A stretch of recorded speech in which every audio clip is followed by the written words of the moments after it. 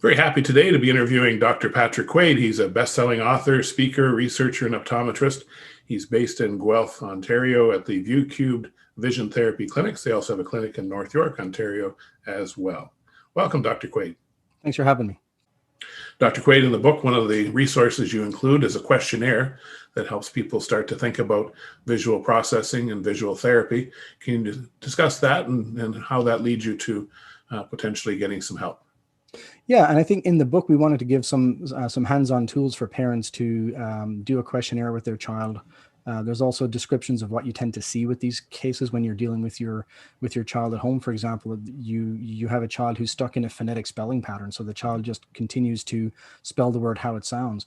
So in our clinics, I mean, our website is viewtherapy.ca. So that's VUE therapy.ca. It's actually a 3-step intake process. So the first step is we do something called a visual skills assessment, where the patient will see the doctor will do the workup to determine what the problem is from an eye focusing, eye teaming perspective. Usually we will then order a visual processing test group, which enables us to put a percentile on the child's, for example, their tracking ability, their visual memory. Can I picture the word once I've seen it?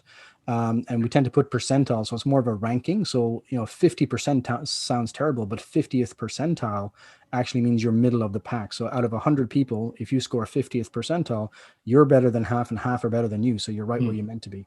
So on a whole bunch of visual processing metrics, we also get some percentiles on that. So that gives us kind of the functional status, and it also gives us the processing status. So then the doctor looks at those results together as a team and then figures out a therapy plan for the patient depending on the diagnosis.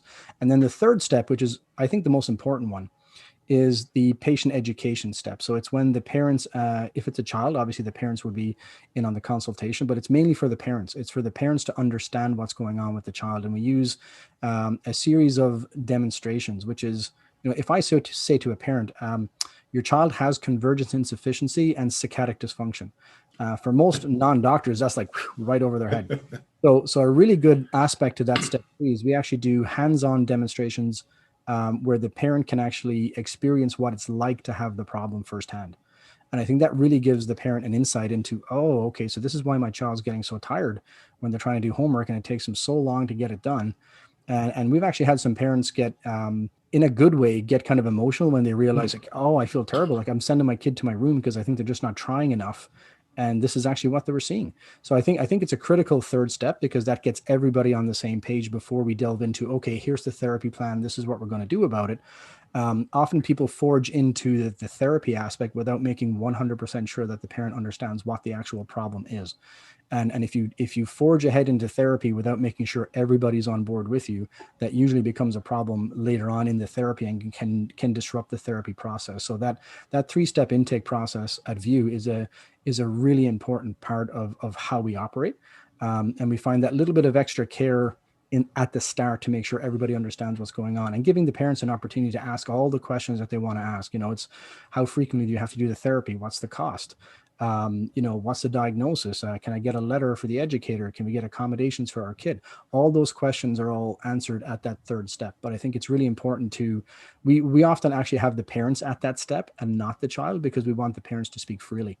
Because a lot of the time, you find parents don't often want to say everything that's on their mind when the child is sitting in the chair. And I think that's something that we've learned through experience. So the book also helps in terms of just laying out what to expect from a parent perspective.